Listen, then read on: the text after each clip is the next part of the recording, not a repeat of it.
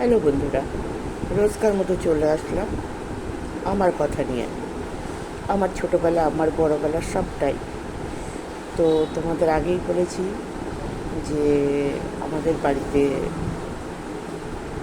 পুকুর ছিল, এবং সেই পুকুরের কী বলবো, মাছ ধরা নিয়ে মার সঙ্গে আমার জ্যাঠামশাই খুব গণ্ডগোল হতো। জ্যাঠামশাইদের সঙ্গে কিন্তু আমার বাবার কোনো গণ্ডগোল, আমার বাবা কিছু মনেই করতেন না যে ভাইরা আসলো নিল। তো কারণ তারা মনে করতেন যে যেই ফ্যামিলিতে যেই উপার্জন করুক, সব ভাই বা নিজের সম্পত্তি করুক, সব ভাই তার উপরে দখল আছে, মানে জোর আছে। তো আমার মা তো সেটা মানতেন না, যার জন্যই প্রচুর গণ্ডগোল ছিল।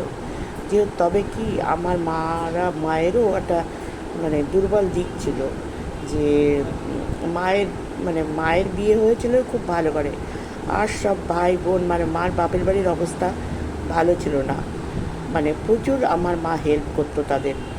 কাঁচা মানে এমনি টাকা খুব একটা দিতে পারতো না, কাঁচা টাকা, কিন্তু চাল ডাল গম মানে প্রচুর দিত, মানে বস্তা বস্তা মন দিত। তো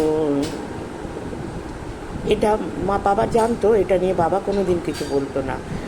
তো সেই জন্য বাবার ভাইরা যখন নিত, তখন মার রাগটা বাবা মেনে নিত না। তার বক্তব্য ছিল, তোমার ভাইরাও তো নিচ্ছে, আমার ভাইরা নিলে তোমাদের দোষ কী? সে যাই হোক। তো এইভাবে কিন্তু আমার জ্যাঠামশাই কাকামশাইরা কোনো দিনও আমাদের কোনো দিন কিছু একটা 5 পয়সার জিনিসও কোনো দিন আমাদের দেয়নি। তো তখন তো ভীষণই সস্তার দিন। আমরা জীবনে কোনো দিন কোনো আত্মীয় স্বজনের কাছ থেকে একটা জামা পাইনি। যেটুকু দিয়েছে আমার বাবা মা, বা কোনো দিন খেতে বলা, সেসব কোনো দিন। কিন্তু আমার মানে মা থাকতে দীর্ঘদিন ধরে, আমার মা বাবা থাকতে দীর্ঘদিন ধরে আমাদের নবান্ন হতো।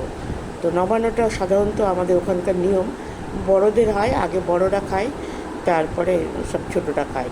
আর সেই নবান্ন দিন আমার সব জ্যাঠা কাকা সব নেমন্তন্ন থাকতো, সবাই আসতো, সবাই আমাদের বাড়িতে খেত। তারপর জ্যাঠামশাই আগে খেত, তারপরে বাবা খেত, তারপরে এবারে সিরিয়ালি সবাই খেতাম আমরা। এটা হচ্ছে নবান্নের নিয়ম। কিন্তু তারা কোনো দিন আমাদের বাড়িতে নেমন্তন্ন করেনি, তারা আমাদের বাড়িতে এসে খেতে আসতো। এরকম নানান অনুষ্ঠান। আর আমার মারা বলেইছে, পূজা আর্চা খুব করতো।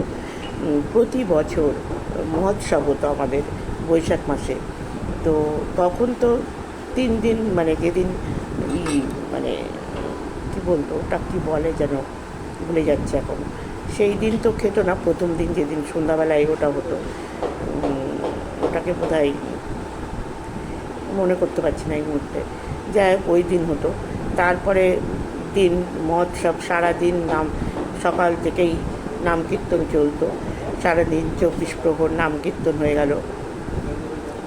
তারপরে ভোগ হতো পরের দিন।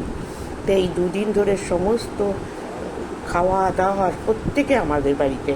আর সেই সময় আমাদের বাড়ি থাকতো না, মানে যে আসতো নাম শুনতে তাদের বাড়ি হয়ে যেত। তারা সমস্ত বাথরুমে যেত, মানে সব সারাক্ষণ ধরে নাম শুনছে, ওখানেই খাওয়া দাওয়া করছে, ওখানেই সব কিছু। তো তখন আর আমাদের বাড়ি বলে আমরা কিছু পেতাম না, না পেতাম একটা গ্লাস, না, মানে সবটাই তাদের হাতে চলে যেত। আর মা বাবাকে তো পেতামই না, মা বাবা তো সারাদিন ওই না। আর যখন নাম মহোৎসব হতো তার পরের দিন, সেই দিন সবাই খাওয়া দাওয়ার ভাত মানে খেতে দিত আমার বাবার বন্ধুরা। তো আর আমাদের চারপাশে, পুকুরের চারপাশে প্রচুর নারকেল গাছ, অন্তত 13-14টা নারকেল গাছ ছিল। তো তখন তো প্রচুর নারকেল হতো।